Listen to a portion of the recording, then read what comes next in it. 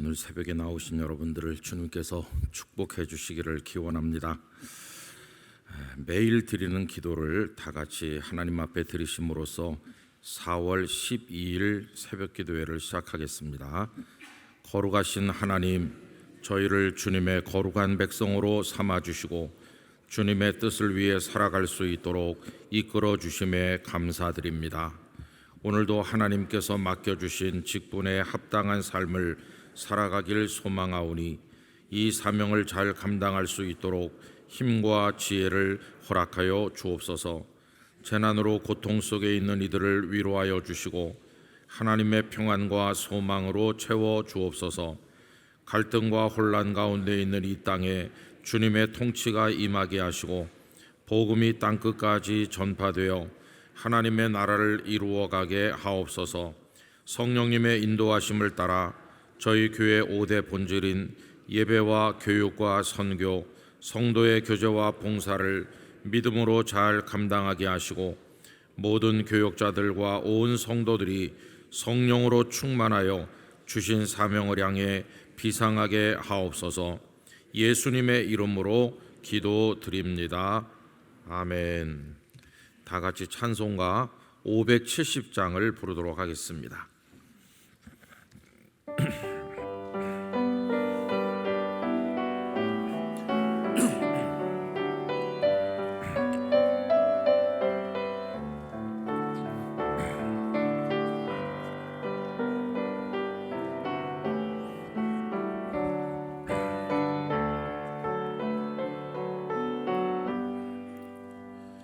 주는 나를 기르시는 목자요, 나는 주님의 귀한 어린 양. 푸른 풀밭 맑은 시냇 물가로 나를 늘 인도하여 주신다. 주는 나의 좋은 목자, 나는 그의 어린 양. 저를 따라 꼴을 먹여주시니 내게 부족함 전혀 없어라. 예쁜 새들 노래하는 아침과 노을 비키는 고운 황혼에 사랑하는 나의 목자 음성이 나를 언제나 불러주신다. 주는 나의 좋은 목자, 나는 그의 어린 양. 저를 따라 꼴을 먹여주시니 내게 부족함 전혀 없어라. 못된 짐승 나를 해치 못하고 거친 비바람 상치 못하리. 나의 주님 강한 손을 펼치사 나를 주야로 지켜주신다. 주는 나의 좋은 목자, 나는 그의 어린 양. 저를 따라 꼴을 먹여주시니 내게 부족함 전혀 없어라.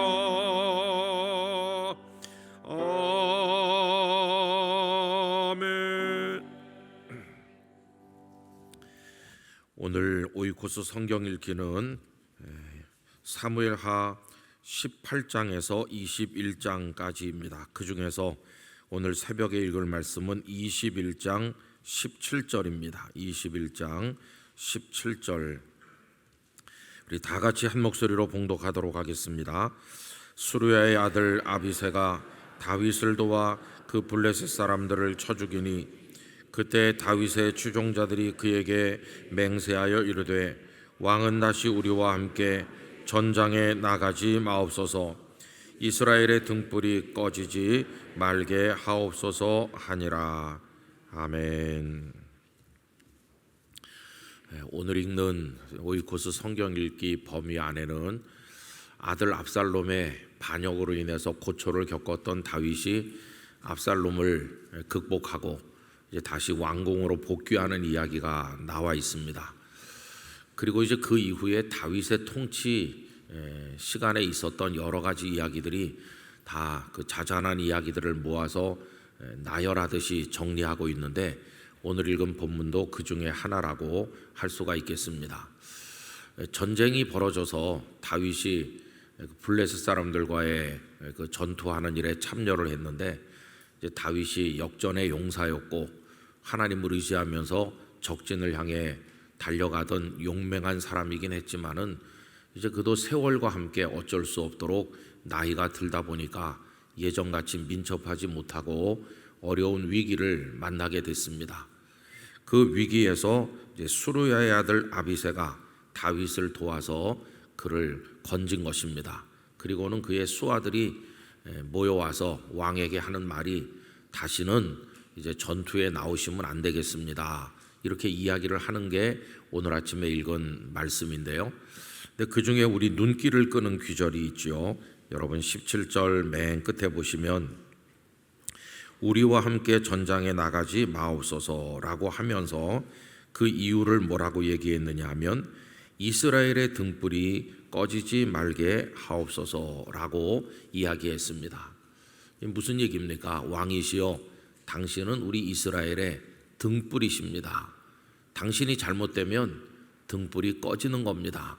그러니까 이제는 몸을 보증하시고 이 위험한 전투에는 나오지 마시고 우리가 다 할 테니 왕은 안전한 곳에 계십시오.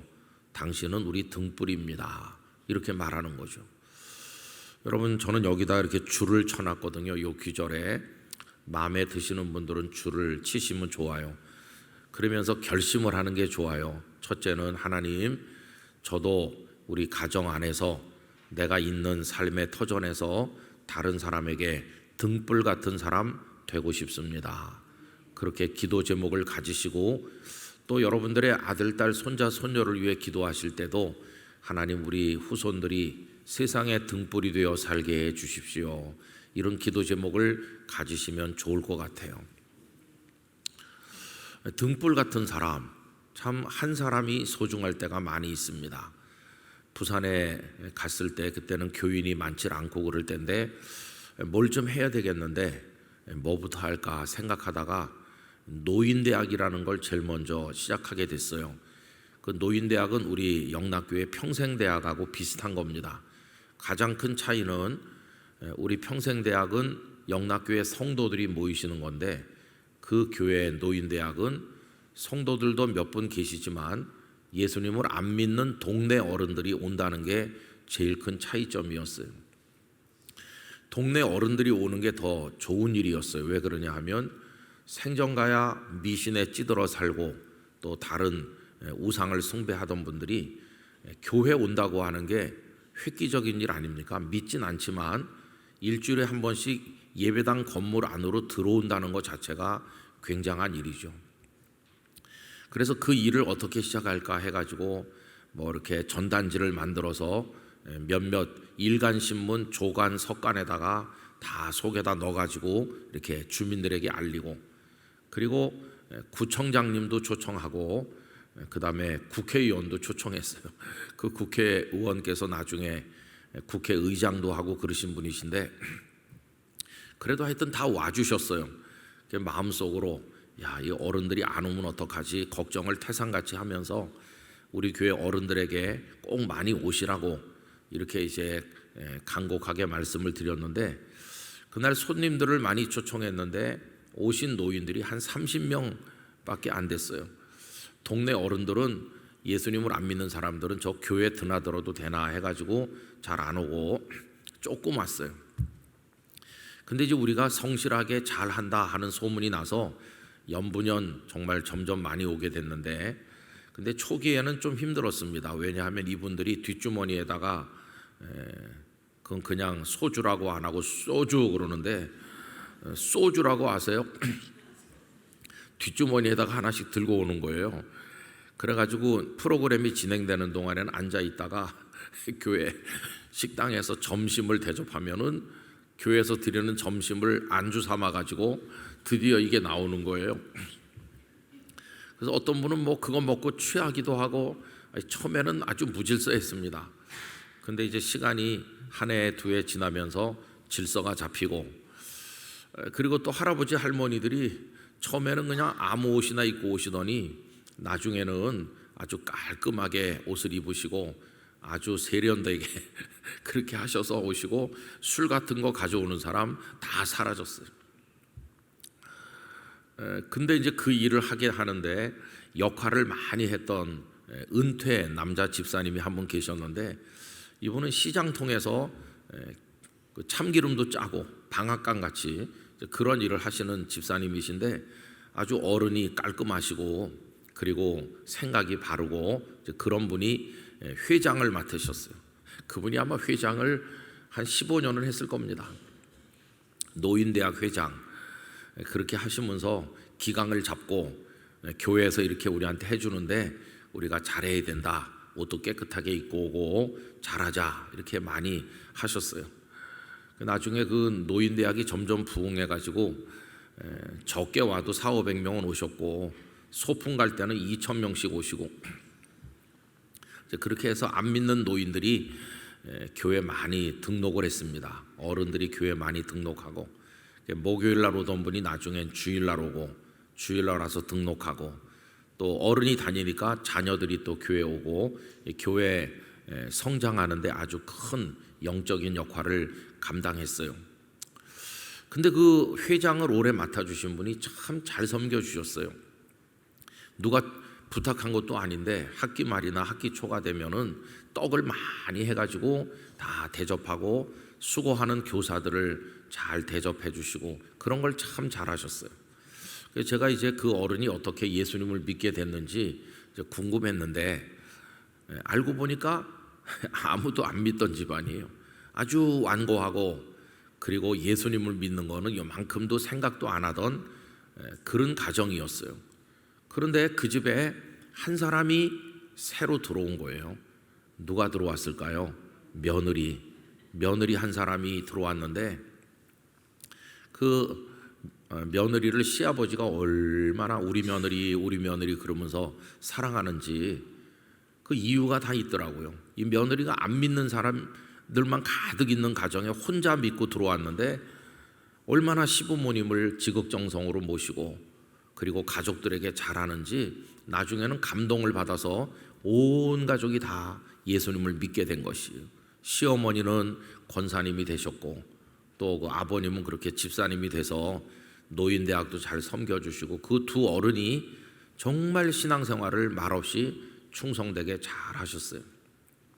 그래서 제가 그 며느리 권사님을 보면서 그게 등불 같은 사람이다, 그죠? 어둠의 영이 덮여 있는 가정에 한 여인이 들어와서 온 가족들의 영혼에 등불을 밝힌 거예요. 진리의 등불을 밝히고 생명의 등불을 밝혔어요. 여러분, 세상에는 등불을 끄는 사람도 있지만 자신이 등불 역할을 하는 사람도 있죠. 예수님께서 우리에게 말씀하시기를 너희는 세상의 빛이다, 이렇게 말씀하셨잖아요. 이 다윗이 이제 그런 분이에요.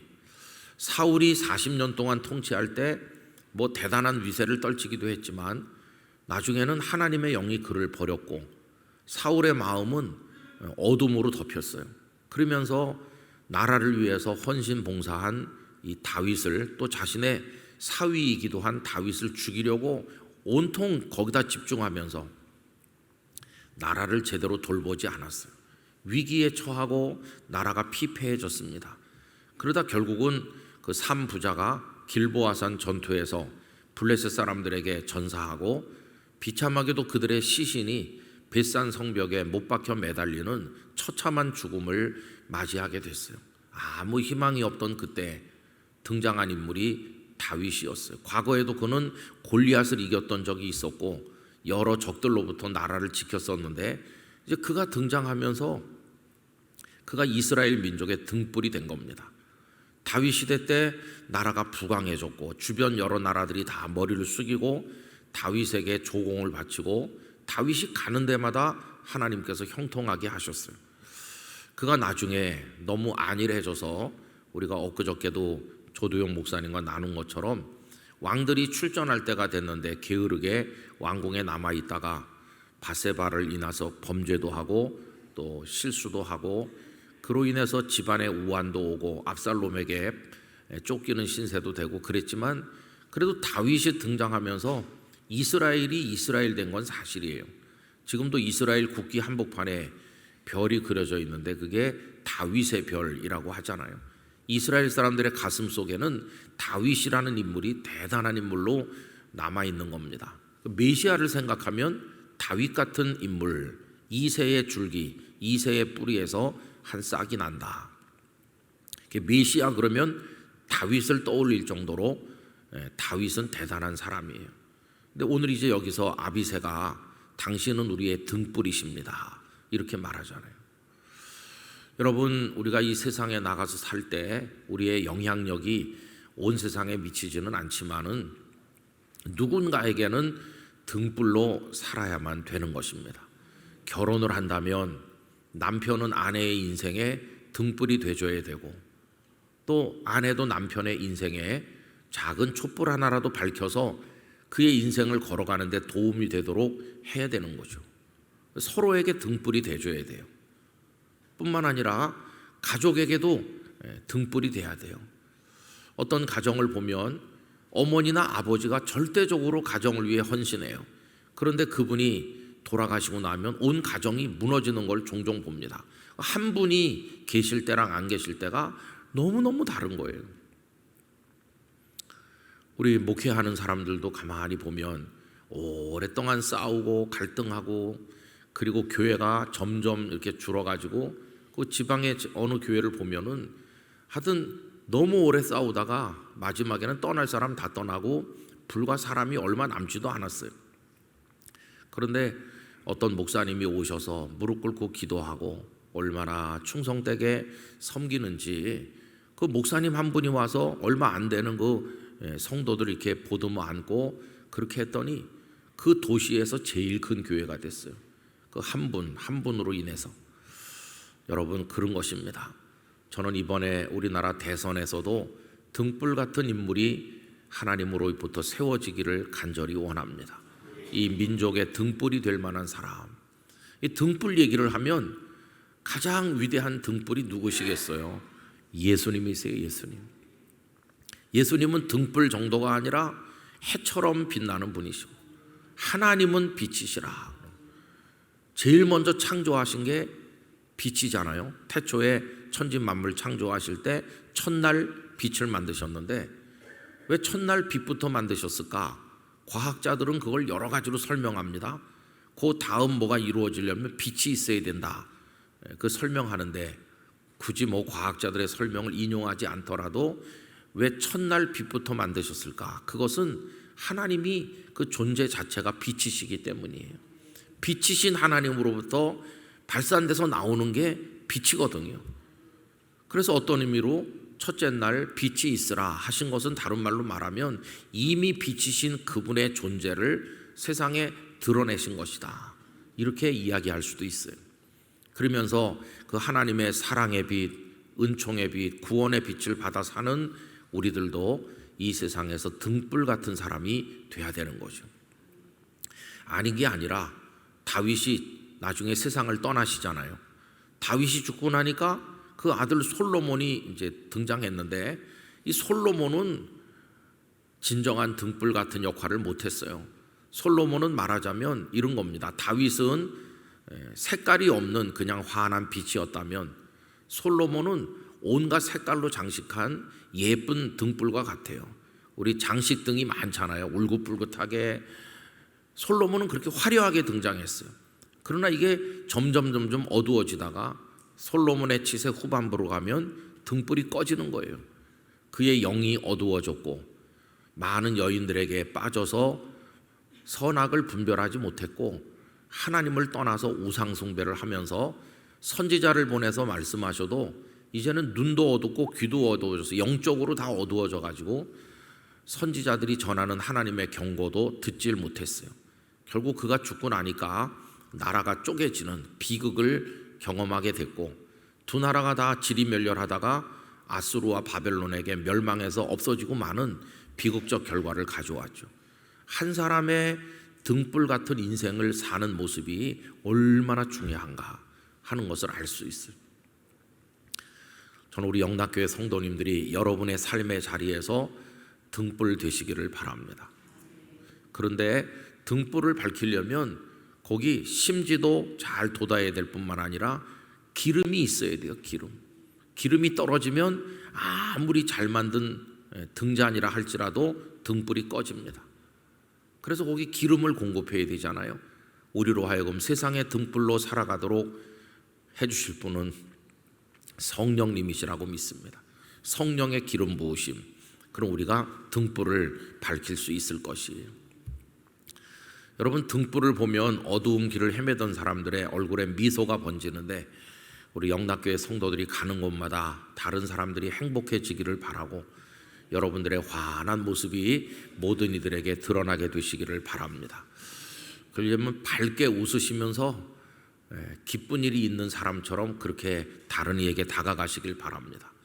화가 많이 난 얼굴로 다가가서 막 이마를 찌푸리면서 나는 너의 등불이야 그러면 다 도망갈 거예요. 언행을 통해서 부드러운 태도와 말이나 그런 거 여러 가지를 통해서 그 사람의 등불이라고 하는 게 이렇게 서서히 퍼져나가는 거예요. 여러분, 빛은 소리가 없습니다. 빛은. 그래서 보면 가을날에 운무 같다. 가을에 이렇게 운무가 피어오를 때 소리가 없잖아요. 그 다음에 햇볕의 쪼임 같다. 하나님의 일하시는 사랑의 모습을 그렇게 표현했는데 햇볕이 따뜻하게 쪼일 때 막 뇌성 번개가 치고 그런 게 아니잖아요. 빛은 소리가 없지만 위대한 일을 이루는 것입니다. 우리가 뭐 요란하게 나를 봐주세요, 내가 세상의 등불이에요 이렇게 떠버리지 않아도 빛을 밝히고 있으면 조용히 있어도 다 그게 이렇게 퍼져나가는 것이, 오늘도 하루를 살고 또 우리의 남은 인생을 살아갈 때 성령의 기름이 계속 공급되고 여러분들의 인격과 말과 모든 삶의 태도가 아름다워서 또 사랑으로 다른 이들을 돕고 끌어안으심으로 여러분들이 등불 같은 사람 되시기를 바랍니다. 다비다가 세상을 떠났을 때 그 여인들이 와서 막 울면서 베드로에게 다비다가 만들어줬던 이 옷이라고 그러면서 막 그랬잖아요. 다비다가 등불같이 살았다는 증거잖아요. 나중에 우리가 세상을 떠난 다음에 그 집사님, 그 권사님 정말 우리 영락교회 안에서나 우리 주변에서 소중한 분이었는데 하나님이 보내주신 축복의 사람이었는데 먼저 가시다니 이래야지. 그게 등불 같은 삶을 사는 사람의 모습이죠. 근데 세상에는 그 반대도 있잖아요. 누가 돌아가셨대 그러면 그 이상은 말하지 않도록 하겠습니다. 그래서 이 귀절이 정말 좋아요. 여러분 거기다 줄 쳐서 등불이 꺼지지 말게 하옵소서. 여러분의 기도 제목이 되시고 그렇게 살아가실 수 있기를 간절히 축원합니다. 기도하겠습니다. 아버지 하나님, 다윗은 완전한 사람은 아니었습니다. 그에게도 욕망이 있었고 서두르는 게 있었고 그도 실수도 있었고 악한 죄를 짓기도 했습니다. 하나님의 진노와 채찍을 받기도 했습니다. 그러나 그의 삶의 전반적인 그 영향력과 열매가 다른 이들에게 감동이 되었고 소중히 여기는 바가 되어서 그가 위기에 처했을 때 그를 등불 같은 사람이라고 표현하였습니다. 아버지 하나님, 저희들도 이 땅에 비록 완전하진 않지만 작은 등불 같은 인생을 살아가도록 도우시옵소서. 저희가 있으므로 가정이 밝고 직장이 밝고 교회가 밝고 인간관계 우리들의 모임이 밝아지도록 은혜를 주옵소서. 성령의 기름을 공급하사 날마다 등불을 환히 밝히는 복되고 아름다운 인생 살아가게 하여 주옵소서.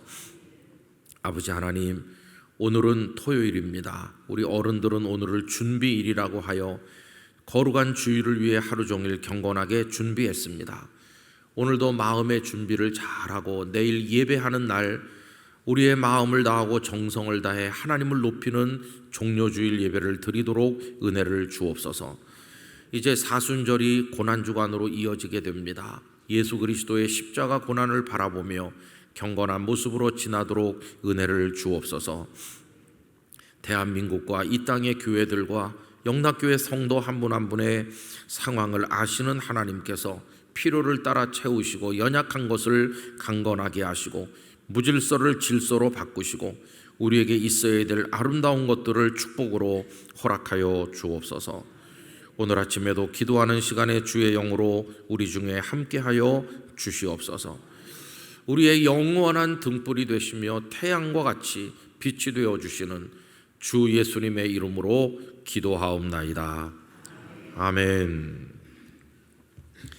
오늘 이 말씀을 따라 기도하시기 바라고, 또 오늘의 기도 제목, 재직 후보자 교육을 통해 많은 직분자들이 주님의 뜻에 합당한 일꾼으로 세워지도록, 또 부서마다 주일 잘 준비하도록 우리 다 같이 합심 기도를 드리도록 하겠습니다.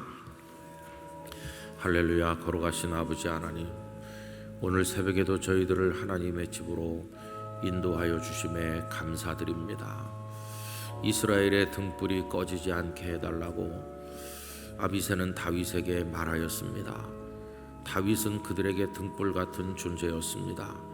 이스라엘 나라를 위해서도 이스라엘 민족에게도 그는 등불처럼 살았습니다. 주님, 저희들이 이 땅에 사는 동안에 가정과 일터와 교회와 우리들의 인간관계 안에서 등불 같은 사람이 되어서 어둠의 세상을 밝히며 사람들의 마음을 밝게 해주는 거룩한 존재로 살게 해 주옵소서.